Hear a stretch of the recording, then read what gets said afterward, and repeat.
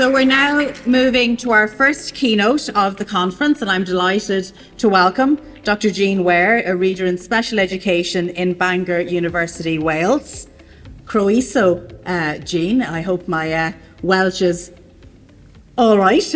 I practiced a little bit. Technology was good to help. Or maybe I should say Croeso nol e Scotans, because it's a welcome back to Scotans. Because I know during your time in St. Patrick's University in Dublin, you engaged in some research through Scotans as well. So we're delighted to have you back here with us today. And I know I speak for everybody present when I say that we're really interested to hear your insights on our conference theme. So Jean, you're very welcome.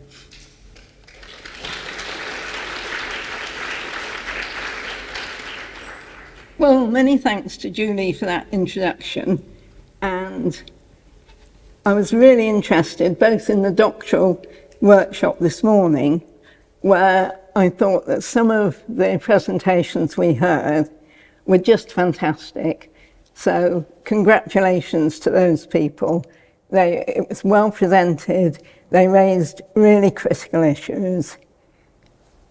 And I'd like to start with a few words of thanks, especially to Julia and Pamela and the committee for inviting me. It's made me have a rethink about all the complexities which surround inclusion and the differing philosophies which underpin it, and I've enjoyed that enormously. I also want to say a particular word of thanks to Tricia, who I can't actually spot at the moment. Tricia's given me enormous support in making it possible for me to come here. This is the first time I've travelled outside Britain since I was seriously ill about 3 years ago, and I really didn't fully appreciate the logistics involved in doing that. I think it's worth me saying a couple of explanations of the title for this talk. First, I suspect I may need to explain why I've used the word learners in the title. Though listening to the inspectors just now, they talked about something which is, I think, really important about us all being learners together. I have to say I used the word learners in the title without really thinking about it. It's a term that's been used in Wales for a few years now as the preferred alternative to students, pupils, children, young people, and all the other various terms which we use to describe those who we teach. But in the context of teacher education, I think it's probably a somewhat ambiguous term, because trainee teachers, experienced teachers, teacher educators are all still learners. They're taking, not just when you're taking part in a conference like this, but when we're engaged in our everyday work. And Yvonne and Faustina also said something about that. Hopefully, we're all learning throughout our lives. Just one tiny example. I've learned an enormous amount about motivation from people I've taught, both in schools and in universities, and from people I've just come across in the course of my daily life. I think it's also worth me spelling out at this point the two abbreviations which appear in the title. Learners who are described as having severe, profound general learning disabilities, or profound and multiple learning disabilities, or in the mainland of Europe, profound intellectual and multiple disabilities, are people who have multiple and complex needs. And they've sometimes been described as providing the test case for universal inclusion, suggesting that they're the hardest group to include, though I suspect that not everyone would agree with that. So just to be clear about the learners I'm talking about, PMLD profound and multiple learning disabilities is the term used in the UK for a group of learners who are described as shown on that slide. It's a specifically UK term, but basically we're talking about people who have extremely severe intellectual and other disabilities. They will have physical disabilities and they may have sensory impairments in addition. So they're people who are extremely disabled. Severe or profound general learning disabilities is the term used in the Republic for a group of people which includes those with PMLD, and it's defined as on this slide. But you'll see that this group is considerably wider, since it also includes those who may function at a somewhat higher intellectual level and may not have quite the range of other disabilities of people with PMLD.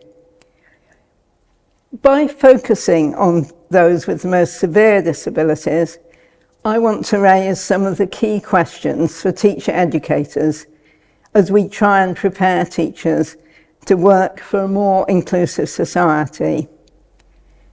I also want to say a little bit about the question mark that appears at the end of the title, which, by the way, doesn't appear in the programme. I put that there because I want to challenge any notion that what's most important about a pedagogy is whether or not it's innovative. Don't get me wrong, we need innovation. And I'm looking forward to hearing what's being done across this island in the remainder of the conference. But I want to argue that what matters most about a pedagogy is its effectiveness. In a recently published paper entitled Enhancing Public Dialogue about Inclusion in School Education, Norwich and Webster suggests that although belief in inclusion as a good is widespread, there are differing views about what constitutes inclusion. And again, Faustina and Yvonne touched on this. At one extreme, inclusion is seen as each learner learning what is personally relevant to them, which I might characterise as being included in education. This is an idea which might be thought to be especially relevant in relation to learners with severe and profound general learning disabilities. So it's only comparatively recently that the right of these learners to be included in education has been acknowledged. And there are still countries where these learners are not in school. And again, Yvonne mentioned one of the famous cases in this country, the Sinnott case, which had a lot to do with the inclusion of learners with very severe disabilities in education, which was one of the things that brought me to Ireland in the first place. At the other extreme is the view that education inclusion is about mainstream schools providing for everyone. It's in relation to that second position that learners with PMLD are sometimes regarded as a test case for universal inclusion. And another question mark. In practice, few people adhere to either extreme, since both have significant flaws. As Norwich and Webster say in that paper, on the one hand, seeing inclusive education as being about everyone learning what's personally relevant, wherever this takes place, has two implications. It can be used to justify some separate provision, and it overlooks the social significance of separate provision. On the other hand, assuming that inclusion is about including the diversity of learners in mainstream schools raises the question of how much diversity can be accommodated at general school and classroom levels, and whether some specialist provision within the mainstream school, or I would say, out with the mainstream school, can be justified. But both those positions, and all those in between, need to address the questions of what to learn, with whom, and where. What are we aiming to include people in? In schools, in higher education, or in society? Since this is a conference on teacher education, we might reasonably take it as understood that what we're primarily concerned with is indeed inclusion in school education. But who are we trying to include? Boys and girls, people of different faiths, cultures and backgrounds, people with learning difficulties, disabilities or differences. But before we can get as far as those issues, there are some even more fundamental questions to address. Most importantly, what is the aim of school education? School inclusion, sorry. Are we aiming to remove what some people see as the stigma of specialist provision? And this is something which some authors, in particular Florian, have written a lot about, seeing specialist provision as stigmatised. I want to say that we don't always see specialist provision as stigmatised. If you had been following the British press over the last few weeks, there have been a lot of comments from the Paralympian Tanni Gray-Thompson about provision that she'd booked to enable her to get off a train not being available. We don't see it as stigmatising when Tanni Gray-Thompson needs specialist provision to use public transport. And that's just one tiny example. So these questions are very broad. So, as I said earlier, I'm going to focus in on the inclusion of learners with PMLD.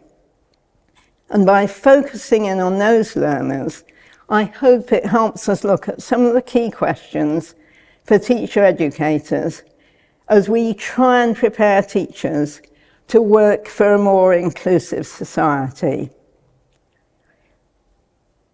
Norwich and Webster, as we've seen, highlight three of the main questions for inclusion, but they entirely omit the question of how to teach diverse learners in an inclusive environment. Or to put it another way, the crucial issue of pedagogies for inclusion. In relation to pedagogies for inclusion, we need to ask, how effective is this pedagogy at enabling the learner to make progress, at teaching the subject matter, at increasing the inclusion of diverse learners? In addition, we do need to take account of the feasibility or practicality of a pedagogy. One of the presenters at the doctoral workshop this morning was talking about the issue of how teachers feel with a class perhaps of 30 primary school-age children with diverse needs in trying to teach in an inclusive manner, perhaps particularly in practical subjects. So if the resources needed to implement a teaching method are not matched by the available resources, it matters very little what research has to say about its effectiveness, as it's unlikely to be used or to be used consistently. The literature contains quite a lot of reports from practitioners and researchers in relation to some pedagogies for learners with PMLD, that it was difficult to find the time to implement the new way of working. Another complication, which again Yvonne and Faustina touched upon, is that it can be hard to work out where pedagogy ends and therapy, treatment, or technology begins. In practice, all those things can make an enormous difference, both to the progress and the inclusion of learners with PMLD. So I'm not going to try and define the boundary between them, but to look briefly at how we evaluate their combined effectiveness. I would argue that selecting the appropriate technology is an integral part of effective pedagogy, and teachers and teacher educators have an enormous contribution to make to the evaluation of pedagogies, both old and new. So to come back to those three questions about the effectiveness of any particular pedagogy, which are still up on the screen. How effective is this pedagogy in enabling this individual learner to make progress? How effective is it in increasing the inclusion of diverse learners? And how effective is it in teaching what we are aiming to teach? I'm not going to address the third question at all, only at enabling this learner to make progress and increasing inclusion of diverse learners. These are absolutely critical questions in relation to all pedagogies, but I would say they're especially relevant for innovative pedagogies for learners with PMLD. The field of profound and multiple learning disabilities is constantly, and maybe inevitably, prey to innovations which lack any evidence to support them, and any theoretical basis for why we might reasonably expect them to be successful, as no doubt are other areas dealing with particular complex needs. There have been a number of innovations aimed at people with very complex needs,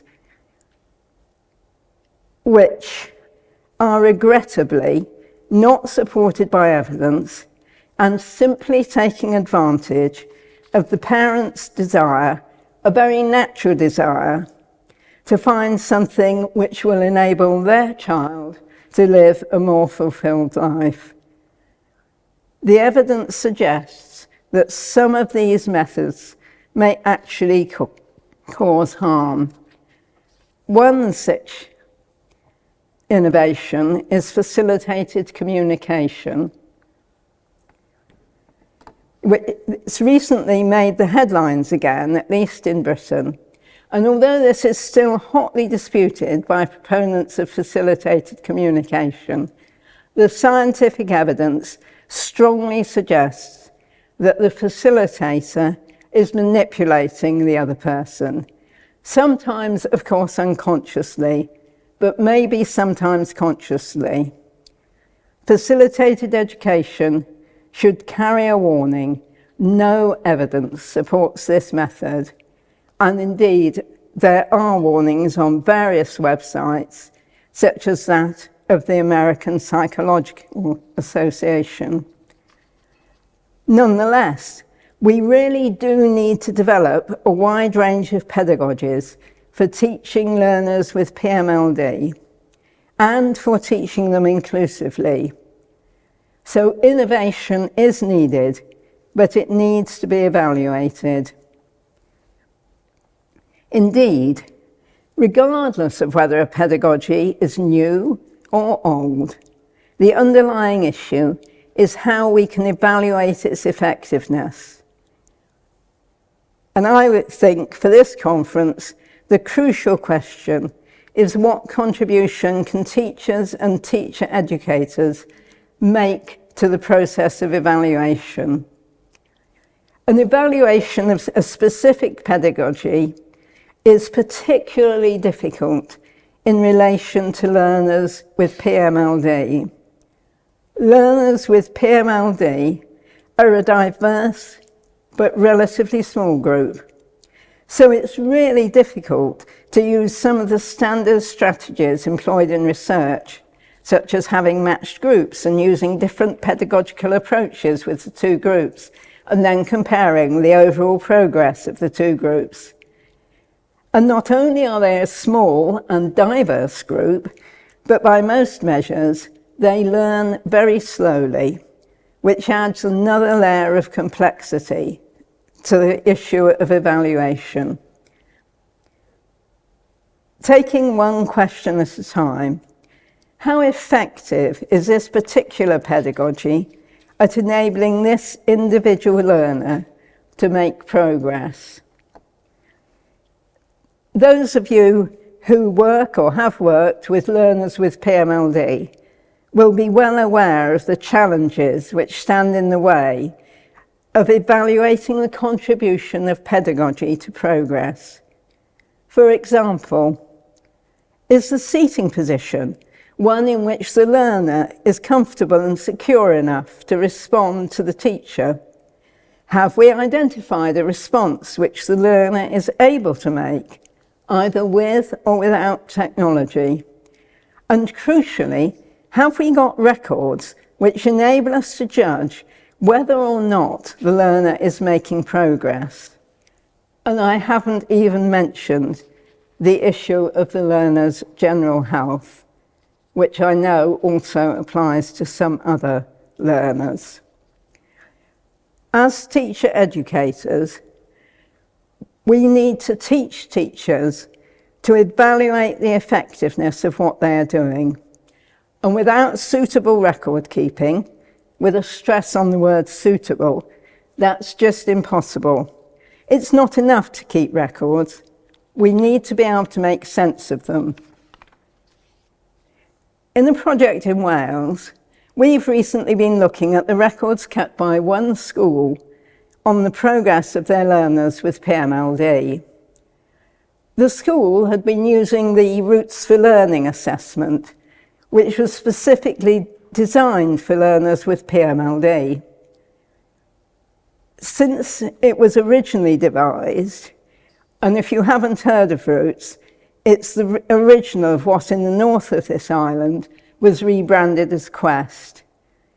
So every year, teachers in that school had recorded learners' achievement on Roots for Learning.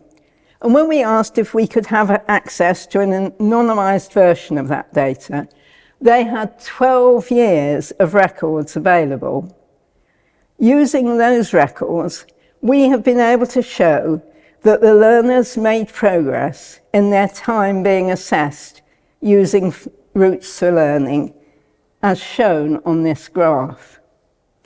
So in this graph, the colours represent the number of years that the learner had been in the school, and the length of the bars represents the number of boxes or steps, whatever you want to call them, they had gained during that time.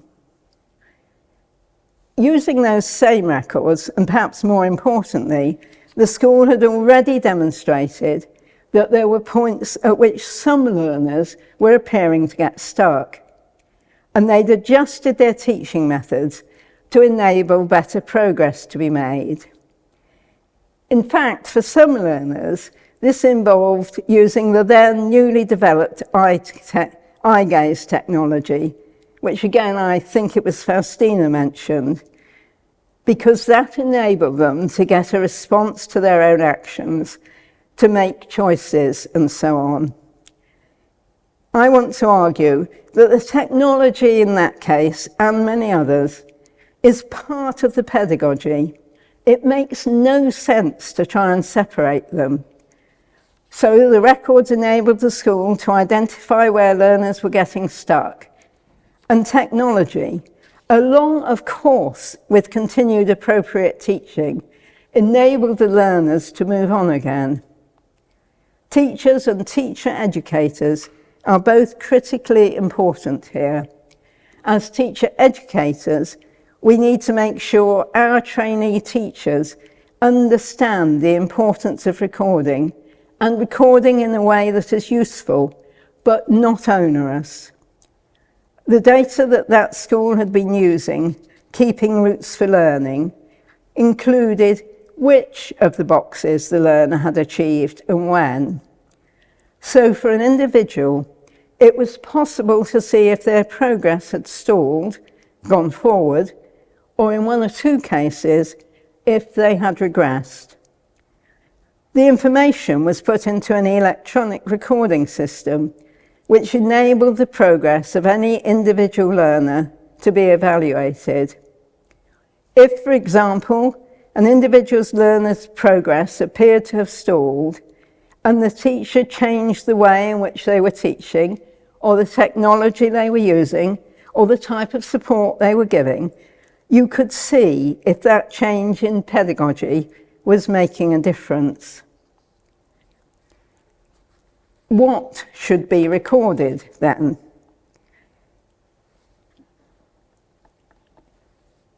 The answer that I've given here, recording should be directly related to our aim, no doubt seems obvious. It's almost banal. But I want to emphasise, I'm not advocating recording for its own sake. Here again, teacher educators have a crucial role to play.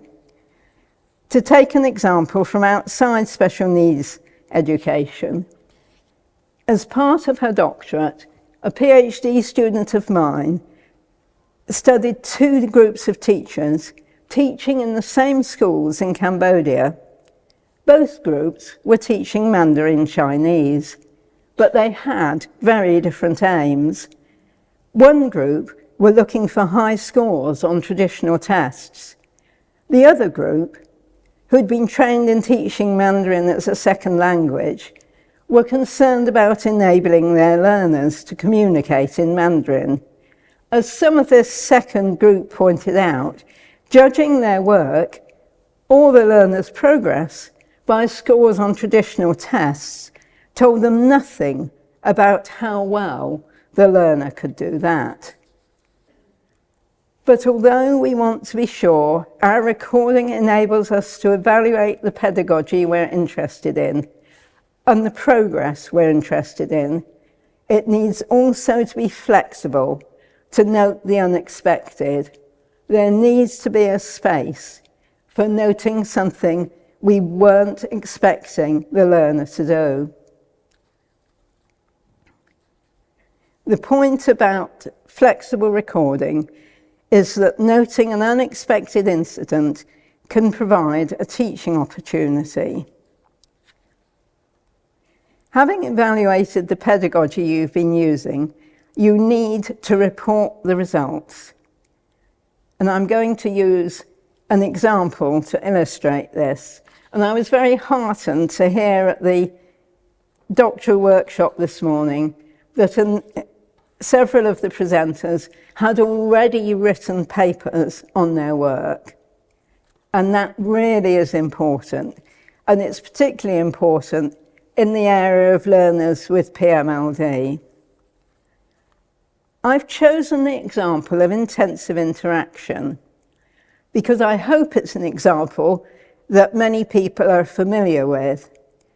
And like all pedagogies, it was, of course, once innovative. And, like many pedagogies for this group, it's sometimes been seen as controversial, but now it's used very widely. Mainly, though, I've selected it because there's more research supporting it than there is for many other pedagogies, and it illustrates the importance of teachers reporting their evaluations. As originally conceived, intensive interaction falls firmly at the end of teaching what's relevant to this learner, end of inclusion. That's, in a sense, all it was about. It's got a theoretical basis, an important point. It's based on the way we know communication develops in typically developing infants. When used as pedagogy, it aims to enhance the individual's communication and social skills. As teacher educators, we need to help teachers gain the skills they need to look at the theoretical underpinnings of any pedagogy they are considering for any group. Initial studies of intensive interaction were conducted by teachers working with people with complex needs. So a number of these are case studies or series of case studies. Many of these have been published, for example, in book chapters. And it was also the subject of some doctoral theses, most notably that of Mal Nind. Then, in 2015, Hutchison and Bodycote published a review of the studies they found. They point out that all the studies that they reviewed found at least some increase in sociability. And so they say, the research so far could indicate that intensive interaction may help to develop communicative abilities. But they also concluded that the evidence was not strong enough to draw definite conclusions. I should say here, though, that as is usual in such reviews, they didn't include those case studies that appeared in book chapters, nor did they include the doctoral theses.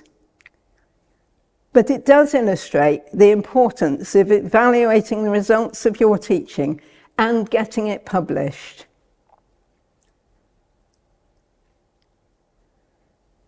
Each study contributes to the volume of evidence available, and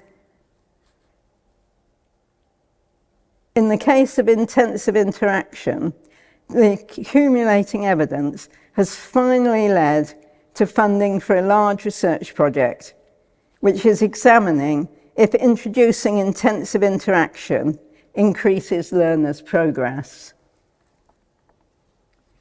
And this is a project called the Interact Project, which you can find out more about on the web. That project would never have got funded without teachers and others reporting the results of their experiences with intensive interaction.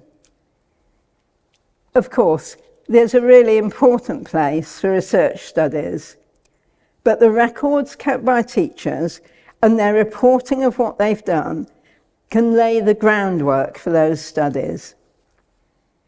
We need never to forget, though, that the primary purpose of evaluating our pedagogy is to enable us to teach this learner better. But we also have a role in enabling other teachers to decide whether this pedagogy might be suitable for their learners.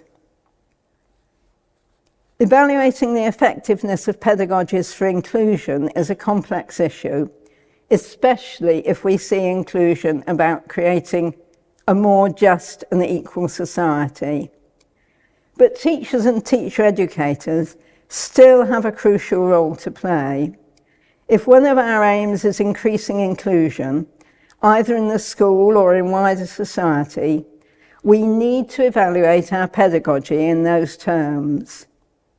And that's very complicated. There are a number of things we might decide to record on that, in that area. But we do need to decide what to record and what might show us that the pedagogy was working.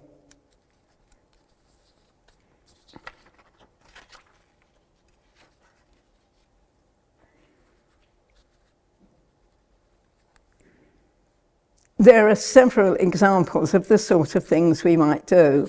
At one end of the scale, as the inspectors mentioned, we might think about environmental arrangements which help with this. And there is some work on this. At the other end of the scale, we might look at peer tutoring and less formally group work. I just want to mention very briefly a study by Chalet and Mail, which describes in some detail an example of peer tutoring in a special school in which one of the more able learners in the class, who they call Gemma, was encouraged to play alongside another learner who had PMLD and help him join in the play.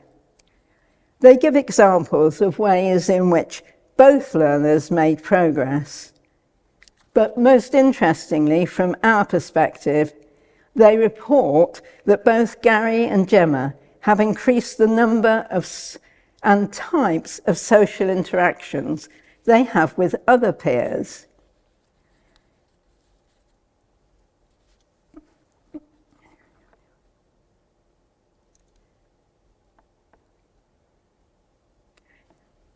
To sum up, there's currently very little solid evidence of which pedagogies are effective for learners with severe and profound general learning disabilities or profound and multiple learning disabilities, either in terms of enabling learner progress or in terms of creating inclusive environments for these learners.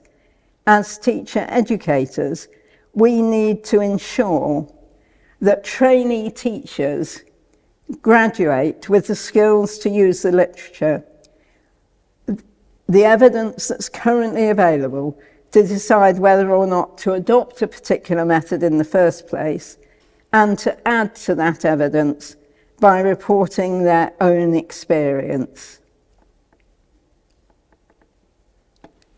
Thank you very much. Diolch yn fawr iawn.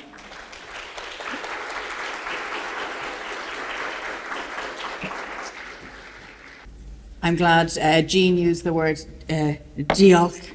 So my pronunciation, I think I had written it down phonetically. So Jean, thank you for challenging us with your questions.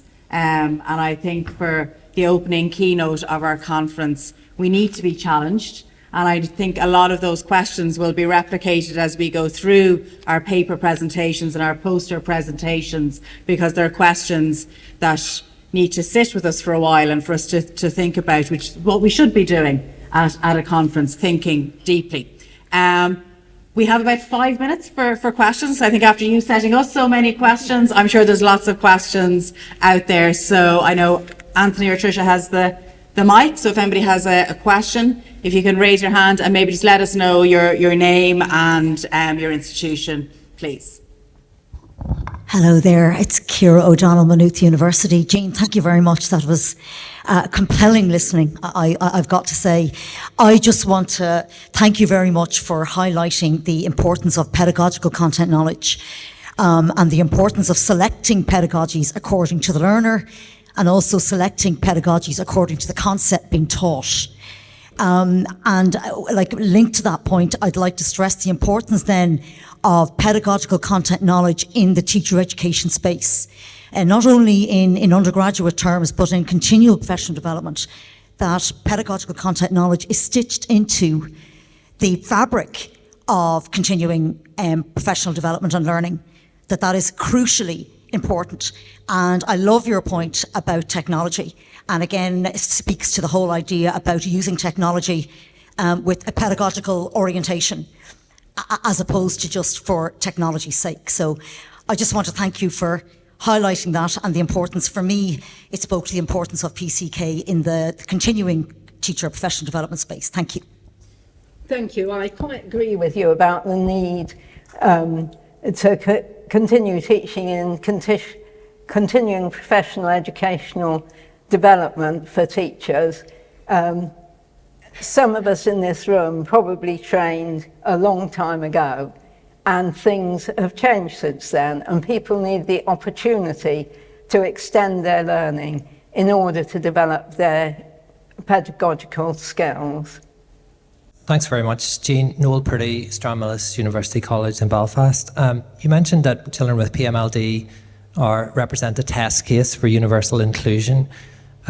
Surely they also represent a test case for the voice of the child. And hearing that. And I just wondered, in terms of innovation there, if you're aware of any innovative approaches to gathering the voice of the child with PMLD, because clearly there are massive challenges there. There certainly are very massive challenges, and I think one of the problems is we can be so desperate to gather their voice that we, not quite sure how to put it, that we ask other people rather than the child. And I think that's particularly hard on parents who have their own view, and then they're asked to speak for the child as well. And that's a conflict of interest. One study we did years and years ago, just one little case study in this country, a child's siblings were actually quite good at interpreting that child, and he had really very profound learning disabilities, but at interpreting what he was saying. And I think observation has an enormous role to play. I can't imagine there's anybody, well, I think there might be one person in the room who was involved in that study, but it was really interesting. We were asked by a teacher on the induction course, which now runs at DCU, but which ran at St. Pat's. She kept saying, and I'm allowed to use the child's real name with the parents' permission, she kept saying in every session I ran, "What about my Declan? What about my Declan? You've done nothing to help me." So we agreed to go to the school, and we observed the boy concerned. And one of the things we found was that he was in a classroom of very noisy other learners. And one of the things we found through observing him and using video to observe him was that he was shutting down. He was doing the equivalent of this because of the noise. And you couldn't find that without observation. And in one of the presentations in the doctoral workshop this morning, I think getting other teachers to observe you, setting up a system in the school where people can observe each other or enable people to observe their own class to see what's happening is really important.